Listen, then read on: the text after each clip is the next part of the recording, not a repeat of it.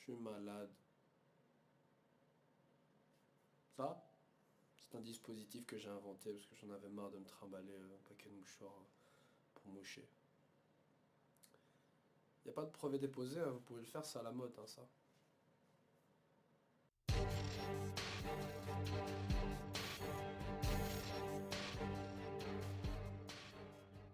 Salut tout le monde. Alors aujourd'hui je suis super malade. Bon, je suis depuis quelques jours, mais je suis vraiment malade, c'est pour ça que j'ai pas pu sortir la vidéo hier. J'étais vraiment KO quoi. Et malheureusement j'espère que ça ira mieux donc ici les jours qui vont arriver. Mais une review est une review. Donc vous aurez compris, ce dispositif est surtout là pour me faciliter la tâche parce que paquet de mouchoirs, ça commence à me casser les couilles en fait de les finir rapidement. Donc du coup j'utilise le collier de PQ, c'est une invention à moi. Il n'y a pas de brevet déposé, donc faites-vous plaisir si vous voulez utiliser la même astuce. Donc, dans ce chapitre de One Piece, qui donc nous donne, nous donne son lot de révélations, oui, son lot de révélations, bon, des révélations assez au niveau de l'histoire, pas vraiment, mais qui nous permettent de préciser les choses concernant donc concernant le futur de la destination, les futures destinations pardon, des Mugiwara. Bon, alors c'est vrai que la semaine passée, je m'étais posé une question. Quel était, mais je l'avais pas dit dans la vidéo, mais quel était l'intérêt en fait des road poneglyphs si au final le log pose était censé indiquer où se trouvait Raftel? En réalité, c'est comme Gold Roger. En fait, le mec, il a fait Goldie Roger plutôt. Il a fait le trajet. Il a découvert qu'il y avait, il avait découvert les mystères Raftel et tout ça, mais il a quand même fait le tour du monde après pour retrouver les road poneglyphs histoire de, de découvrir le secret qui se cachait. Donc ça veut dire qu'ils peuvent encore évidemment continuer de suivre leur log pose, mais il n'empêche que quoi qu'il arrive, ils devront trouver en fait les road poneglyphs. Donc en fait, s'ils avaient atteint Raftel sans avoir trouvé les road poneglyphs, quoi qu'il arrive, ils auraient dû de toute façon faire un autre chemin pour les retrouver. Donc là en fait, c'est juste l'auteur qui nous facilite la tâche en dirigeant donc Luffy vers la direction de la fin qu'a dit que le log pose, et en même temps en ayant peut-être sous la main donc les road poneglyphs. Mais le fait est que je suppose que beaucoup d'entre vous ont agréé, ont agréé à ma petite idée, que le dernier road poneglyph est détenu par le gouvernement mondial. Et donc quoi qu'il arrive, même s'ils atteignent la fin du nouveau monde, ils auront besoin donc du dernier road poneglyph pour atteindre justement et découvrir les secrets de Raftel. Donc ça suggère une bataille avec eux. Donc, et quand je dis que donc, ça nous donne des nouvelles indications sur la destination des Mugi, c'est surtout que ici le groupe va se séparer. Oui, parce qu'en réalité, maintenant que nous savons plus ou moins qu'est-ce qui va se passer sur Wano Kuni avec une guerre donc avec Kaido et le shogun actuel de Wano Kuni, eh bien l'équipe donc se divise encore une fois. Et cette fois-ci, Luffy donc va aller d'abord récupérer Sanji, qui est donc évidemment une force militaire, appelons ça comme ça, très intéressante, et donc de ce fait-là, c'est un peu normal que ce petit con va aller le chercher. Donc du coup, il demande, enfin il ne demande pas, mais plutôt Nami, Chopper et Brook s'invitent un peu dans la team, mais c'est tout à fait normal, et c'est ce que je demandais à l'auteur quand on a commencé donc l'arc Zo, c'est de s'intéresser maintenant à la partie de l'équipage qui n'a pas été exploitée évidemment sur Dressrosa, donc effectivement Nami, Brook et Chopper. Du coup, on aura 4 personnages ici qui vont aller à la recherche donc de Sanji qui se trouve prisonnier en quelque sorte de Big Mom. Mais évidemment, qui dit Big Mom dit aussi Jinbei. Donc il est fort probable que nous retrouverons peut-être donc Jinbei un peu plus tard à la Tea Party qui rejoindra donc Luffy et compagnie pour lui prêter main forte et ainsi libérer Sanji. Et donc voilà, on aura une grosse baston. Du coup, des anciens personnages ici qui reviennent qu'on avait laissé, enfin je dis ancien mais plutôt un personnage qu'on avait laissé depuis l'arc de l'île des hommes poissons mais qui a dit qu'il allait revenir quoi qu'il arrive. Et puis Jinbei fait déjà en quelque sorte partie de l'équipage, enfin, même s'il n'était pas été présent pendant un petit moment quand même. Soit, donc ça c'est une team. On a une deuxième donc qui est composée par Neko Momoshi, qui donc va aller à la recherche de Marco. Marco dont on n'avait plus de nouvelles depuis très longtemps, mais dont on apprend dans ce chapitre aussi qu'il a donc fait une petite guerre avec Barbe Noire et s'est pris donc une grosse mandale dans la gueule, l'a perdu et ce n'est qu'après cette guerre que Barbe Noire a été considéré de plus en plus comme un véritable Yonko. Donc Marco a perdu face à Barbe Noire. Ça ne veut pas pour autant dire que Marco en fait a perdu dans un duel, en combat singulier avec Barbe Noire. Bon, en même temps, si Ace n'a rien pu faire contre Barbe Noire, je doute que Marco lui-même puisse faire quelque chose. Certains diront ouais mais Marco il a le niveau d'un amiral. Il peut battre un amiral ou je sais pas quoi. Je pense que Marco peut tenir tête à un amiral, mais le battre, je pense pas. Non, franchement, je pense pas qu'il puisse battre un amiral. En fait, la plupart des gens qui disent ça se basent surtout sur les quelques scènes où on voit Marco par exemple bloqué pendant un instant à Kainu, avoir donné un coup de pied qui au final n'a absolument rien fait à Kizaru. Je veux dire, même Ben Beckman, avec son petit flingue qui était certainement induit de Haki ou un truc dans le genre, a neutralisé, enfin a quand même mis en joue Kizaru qui a fait oh Ben Beckman avec sa petite voix de drogué. Donc du coup, moi franchement, comme ça je dirais Marco effectivement il est très fort, mais il n'a pas le niveau d'un amiral. Il n'y a pas le niveau d'un amiral. Et donc de ce fait-là, s'il n'a pas le niveau d'un amiral, qu'en est-il de Jack? Oui, parce que Jack justement aussi, c'est un peu un des bras droits de Kaido. C'est peut-être pas le bras droit ultime, mais en tout cas il fait partie des 3 calamités qui sont forcément les membres les plus puissants des hommes qu'il a à sa disposition. Donc on a ici un adversaire, donc Jack, qui est moins fort qu'un amiral. Ou à tout le moins, qui peut être aussi dangereux qu'un amiral. Pourrait être. Donc on verra bien. On va revenir là sur lui un peu plus tard. Donc pour continuer avec Marco, Marco est donc Nekomamushi à la recherche de Marco, tout simplement pour lui demander. Excusez-moi. Oh putain la merde salope. Donc pour lui demander son aide.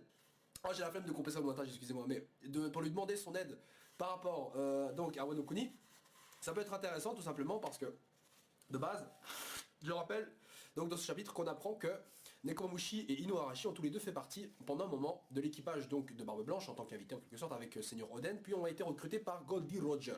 Ils n'ont pas fait le chemin jusqu'à Raftel, sauf Oden, mais en tout cas ils sont quand même restés avec eux pendant un moment et ont eu le temps d'explorer quand même certaines îles. Et c'est à cette occasion-là qu'ils ont rencontré d'ailleurs Shanks et même Rayleigh et Crocus pardon, et les autres, etc. Et d'ailleurs je me demande de plus en plus, est-ce que ce Oden, ce seigneur Oden, est-il véritablement mort et ne serait-il pas donc ce Scopper Gaban? Parce que bon, beaucoup de gens pensent que Scopper Gaban est encore en vie, enfin pardon, pas encore en vie, mais que ce serait le mec qui a donc échangé la coupe de saké, qui je rappelle représente la fraternité comme des frères, des potes, comme ça, avec Crocus justement au Cap du Jumeau dans la cover d'un des chapitres, et il avait les fringues typiquement de quelqu'un qui vient de Wano Kuni. Donc quelqu'un qui serait comme une sorte de frère, poteau, big scrap de Crocus, et qui a les fringues de Wano Kuni, ça peut être Oden qui a survécu, mais voilà, on en doute, enfin j'en sais rien, ou alors c'est ce Scopper Gaban, ou alors Scopper Gaban est la même personne qu'Oden qui aurait survécu. Bon, en même temps on est dans One Piece, donc même si c'est le cas, franchement ça me surprendrait pas, pardon. Voilà, donc du coup Inuarashi et Nekomamushi, voilà, c'est quand même du gros CV, hein, quand même à bord du Moby Dick, à bord du Oro Jackson, c'est quand même du lourd. Donc justement le Luffy déjà, ça a son petit effet de bombe hein, sur lui. D'ailleurs ça m'a fait marrer Usopp qui a une réaction genre ah il y a trop d'infos, il faut que je note. Alors d'abord le Moby Dick puis l'Oro Jackson, c'est typiquement la réaction que moi j'ai eu d'ailleurs, j'ai là trop d'infos ces temps-ci, c'est vrai qu'il y a beaucoup de chapitres, je suis très content d'ailleurs, ça fait progresser quand même assez... ça fait progresser, j'ai l'impression, les choses, en final pas tellement, mais en soi on apprend surtout beaucoup de choses qui nous dévoilent de nouveaux mystères et qui nous dévoilent, pardon, qui résoudent certains mystères, mais qui surtout n'apportent de nouveaux. Donc, du coup, la team va encore se séparer, puisque donc on a la team Luffy qui va aller sur Sanji avec les autres, on a la team Nekomamushi avec Marco, on a la team qui va aller ensuite sur Zo, entre autres avec le sous-marin de l'eau, avec son équipage, j'imagine. Alors Robin va d'ailleurs y aller. On ne sait pas trop ce qui va se passer avec Zoro et Franky, etc. Peut-être vont-ils rester sur l'île sur Zo pendant un instant, puisque justement vers la fin du chapitre, on a donc Zunisha qui donc crie et hurle visiblement, qui fait un bruit et qui surprend tout le monde, on ne sait pas ce qui lui arrive. Évidemment, on se rappelle le cliffhanger du chapitre précédent, c'est vraisemblablement Jack qui fait du grabuge ou qui fait de la merde pour justement faire tomber l'éléphant. Alors, à la fin du chapitre, Luffy avait une réaction d'ailleurs, c'était genre ah, à qui est cette voix? Je trouve que ce qui était intéressant de se dire, c'était que juste avant vers la case de la fin, entre l'avant-dernière case du chapitre, il y avait une case où on voit vite fait la baleine, où se trouve, si j'ai bien compris, le roi de Poneglyph. Alors on pourrait penser que c'est Luffy qui entend peut-être la voix des choses et venant du roi de Poneglyph, ou alors c'est juste une coïncidence et c'est effectivement la voix de Zunisha qu'il arrive à entendre. Comme il a entendu d'ailleurs la voix de, comment il s'appelle, de l'animal, le taureau là sur lequel... non, pas ça. Non, comme il arrive en quelque sorte à communiquer presque avec les animaux. Je sais plus d'ailleurs à quelle occasion. Je crois qu'il avait fait avec un animal, celui de Duval, ou alors il lui a fait peur avec son acquis, je me souviens plus. Mais donc, ce n'est peut-être pas forcément la voix de Zunisha que Luffy a entendue. C'est peut-être la voix des choses, comme on en avait déjà parlé avant. Mais c'est encore une fois qu'une petite idée, on verra ça certainement dans le prochain chapitre. Je reviens aussi sur une déclaration de Momonosuke qui déclare avoir rencontré aussi Roger quand il était plus petit.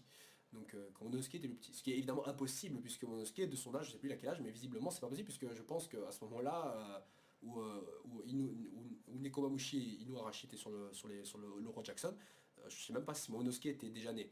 Mais vous savez quoi? J'ai l'impression qu'il dit la vérité. Je sais que certains d'entre vous diront c'est juste un comique pour faire un effet comique, en gros c'est Momo qui veut juste faire genre ouais voilà moi aussi je connais des gens people et tout. Mais franchement je sais pas pourquoi j'ai l'impression qu'il dit vraiment la vérité. Bah, vous allez me dire c'est pas possible vu l'âge et tout. Mais bon on est dans One Piece, peut-être justement on a encore quelques secrets qui nous sont cachés par rapport donc à ce jeune enfant. Bon je dis juste ça, évidemment ce n'est qu'une suggestion, si vous-même vous avez d'autres idées n'hésitez pas à le partager, peut-être quelque chose lié je sais pas moi, des samouraïs immortels, tiens, peut-être il y a un truc comme ça. Ou alors comme un samouraï qui renaît de ses cendres comme un phénix presque, ce qui est impossible évidemment, mais genre peut-être une réincarnation, un truc dans le genre, enfin j'en sais rien, enfin je vais un peu loin là-dessus je pense, mais voilà. Donc les teams se sont séparés et beaucoup de destinations donc sont prévues, Wano Kuni, donc la recherche de Marco et aussi la Tea Party. Et pour en revenir encore une fois donc à Marco, c'est vrai que ce qui est intéressant c'est que justement qui dit Marco, qui dit peut-être Luffy aussi, bon c'est vrai qu'il sera dans une autre destination, mais en tout cas qui dit Marco dit peut-être aussi Edward Weeble. Je rappelle Edward Weeble était donc selon sa maman en partie est parti donc à la recherche de Marco, éventuellement parce que son barbe blanche aurait laissé un trésor derrière lui et que le seul qui puisse connaître la position de ce trésor c'est Marco. Voilà, bon, c'est sa mère qui est évidemment intéressée par le trésor et qui a donc manipulé un peu son fils, évidemment, Edward Weeble, pour aller le chercher. Donc peut-être reverra-t-on ce Shibukai, sachant qu'on l'a introduit entre l'arc Dressrosa et l'arc Zo. Donc le revoir prochainement, pourquoi pas. Je vois mal évidemment les Mugi l'affronter et en terminer avec lui. Je vois plus peut-être les Mink l'affronter vite fait. Ou alors Marco nous montrer d'autres trucs, je sais pas. Alors ce qui serait intéressant évidemment ce serait que Zoro, Franky partent par exemple justement avec Nekomamushi pour justement chercher Marco. Allez savoir pourquoi. Ou alors Franky et Zoro vont-ils rester sur Zoro, affronter Jack qui est donc qui commence à foutre sa merde. Ou alors vont-ils aussi partir en direction de Wano Kuni. Donc beaucoup de choses. Je ne sais pas à quels événements justement Oda va-t-il donner la priorité. J'imagine qu'il va donner d'abord la priorité à l'arc sur Big Mom, puisque de toute façon les autres ils ont du trajet encore à faire. Donc ils vont aller donc à cette Tea Party. Ce qui est intéressant de savoir justement c'est que combien de temps on va rester sur l'arc Big Mom. Parce que je veux dire l'arc Dressrosa a quand même duré.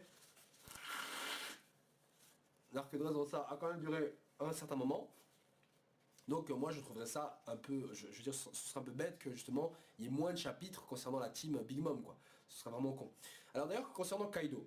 Une dernière chose concernant Kaido, on sait que Gekko Moria avait renoncé à son périple sur le Nouveau Monde, en partie, totalement en fait en réalité, à cause d'une défaite cuisante qu'il a subie face à Kaido. Donc, s'il y a une guerre contre Kaido, pourrait-on revoir un Gekko Moria en tant qu'allié des Mugiwara? Franchement, ça resterait dans la logique. Je veux dire, Crocodile a bien été un allié de Luffy, pourquoi pas, je veux dire, pourquoi pas Moria? Vous allez me dire, ouais, mais Moria, c'est un méchant. Je veux dire, mais Crocodile aussi, c'était un putain de méchant. Je veux dire, il a même eu le temps de botter le cul au moins 2 fois à Luffy. Je veux dire, après ça, Luffy a quand même accepté de collaborer avec lui. Bon, pas totalement, mais quand même. Et puis, après ces événements à Marineford, Crocodile respecte Luffy. Quoi que vous en disiez. Je trouve qu'il le respecte maintenant. Il l'aime peut-être pas totalement, mais il le respecte en tant que pirate, en tout cas. Soit.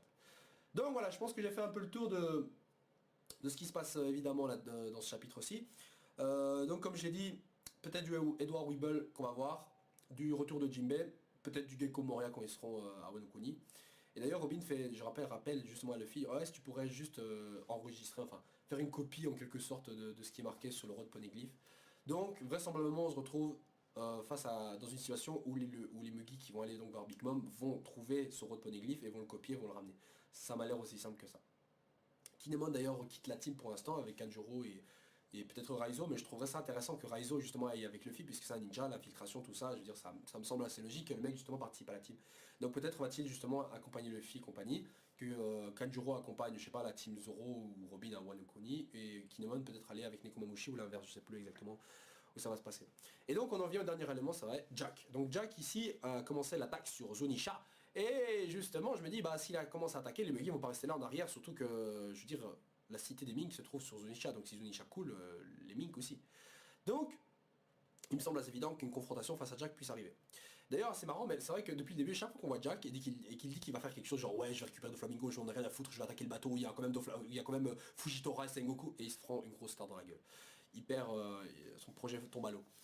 Et je me dis, peut-être, ce serait marrant que le mec ait une habitude, genre en gros, dès qu'il veut entreprendre quelque chose, en fait, il foire totalement.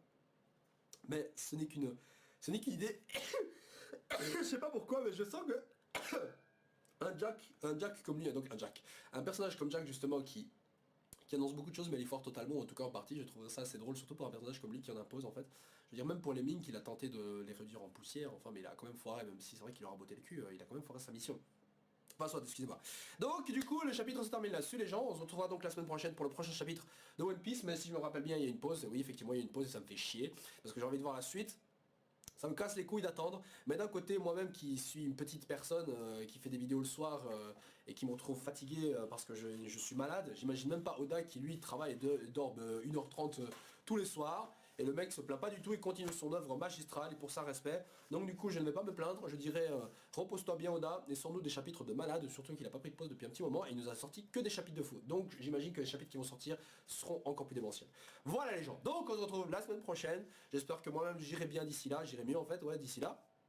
ce serait même nickel. Voilà, donc si vous avez des commentaires à lâcher, des questions à poser éventuellement, n'hésitez pas à le mettre en commentaire. Likez la vidéo si vous êtes sympa. Et vous pouvez vous abonner si vous n'êtes pas abonné. Je rappelle, toutes les semaines de nouvelles vidéos, ça arrive comme d'habitude. Alors voilà. Sur ce, ciao ciao. Putain, je suis vraiment malade. Zoom.